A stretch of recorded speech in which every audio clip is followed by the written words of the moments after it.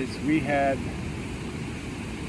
a neighborhood group of kids that we hung out with, mostly from our neighborhood, and some from a few neighborhoods away. In the wintertime, it was about 10 or 12 of us hanging out together. And we would hang out in between some houses and make snowballs. So when cars would drive by, we would hit them with snowballs. And it would sound like a machine gun because there were 12 of us doing it at the same time. And sometimes people would stop and we would just all take off running, and other times they wouldn't. You were little banshees. We were teenagers then. We lived in the Bronx. We didn't do that kind of thing. You didn't have snow. We had snow. I'm just saying we would never have thought of doing something like that. You know why you thought you could do it.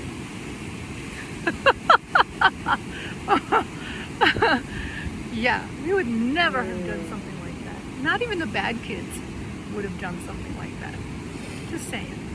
Well, occasionally we would use mud balls in the summer,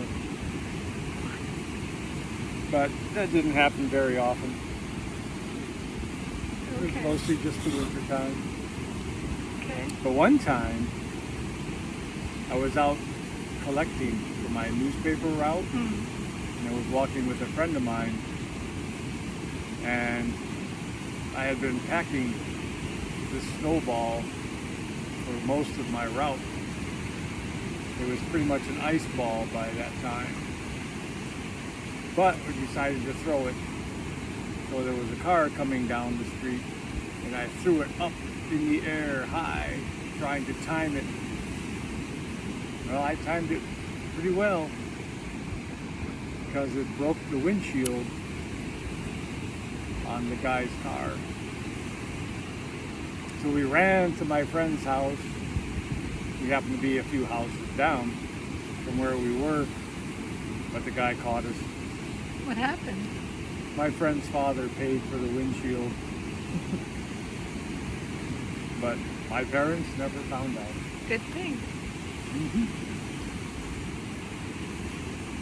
I don't really think I broke the windshield. I think the guy just used it as an excuse, but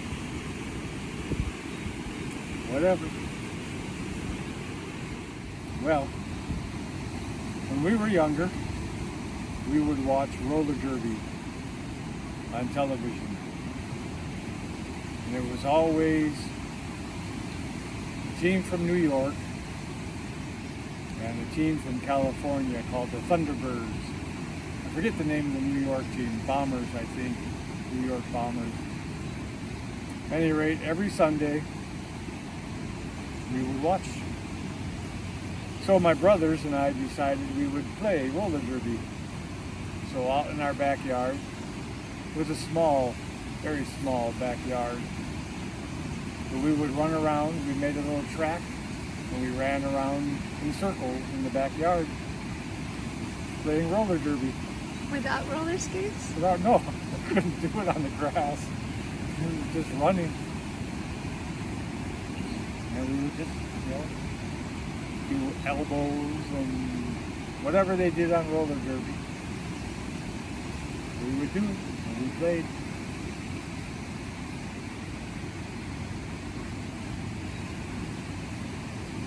It's different than my growing up. But I mean, we were a house full of girls. You were basically a house full of boys. Mm-hmm. And how did you invent sock hockey? Oh, well, that was kind of out of necessity because we would play down in the basement, and every time we would hit the furnace with something, my father would yell, "What's going on down there?" And we would say, "Nothing." So we tried to get something that would be quieter, softer.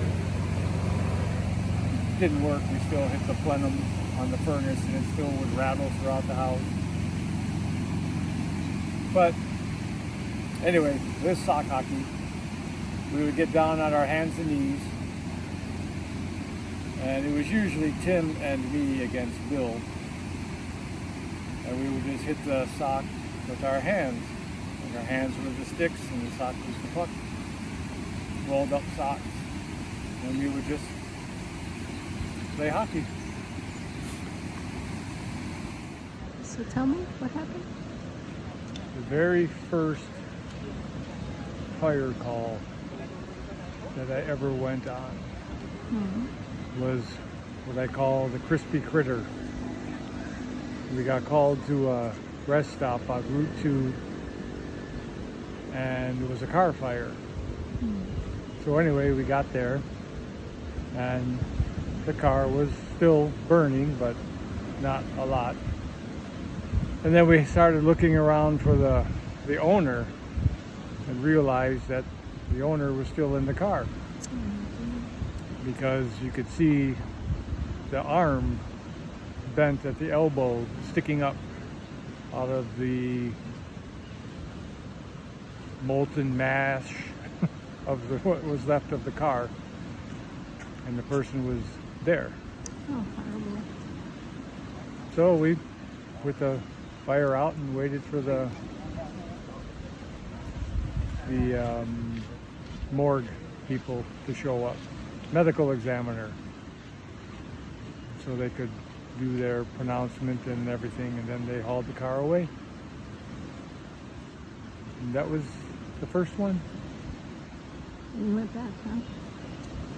Yeah. Went back for many more. The majority of the calls that we got on the fire department were for accidents. And the majority of the accidents, there was at least one fatality. That's terrible.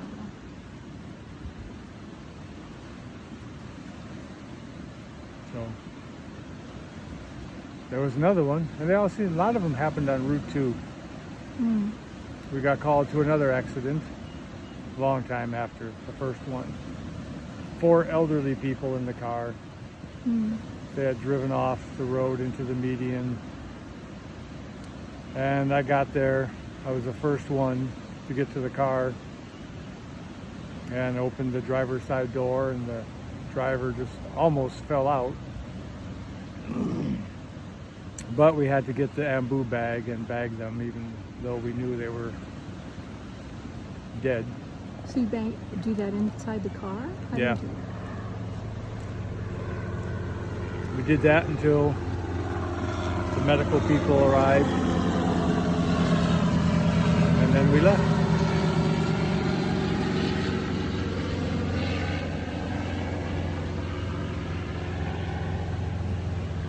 Yeah. A lot of dead people. It's sad. How'd that make you feel? Well, I guess, it's sad, but also I think, like anybody in emergency services and hospitals, you kind of put it in the back of your mind behind you, otherwise you won't be able to do what you need to do later on. Because there's always more. What's the worst one? Oh, well.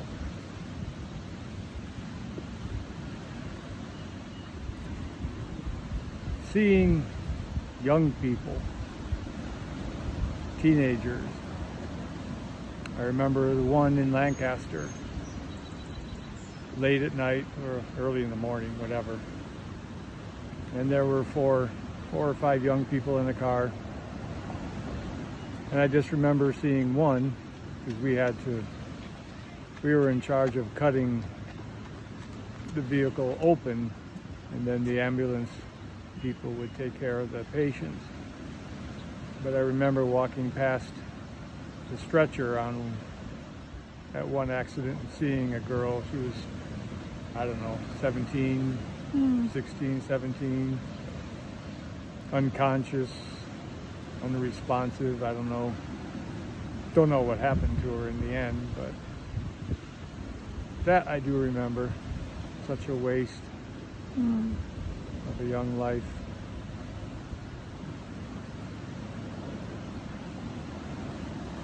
But I don't know that I necessarily have a worst one. If there was a worst one, it would probably be the crispy critter. Because it was the first one? Well, because you knew there was a body in there melted into the car. Ugh, that was pretty bad. Mm-hmm.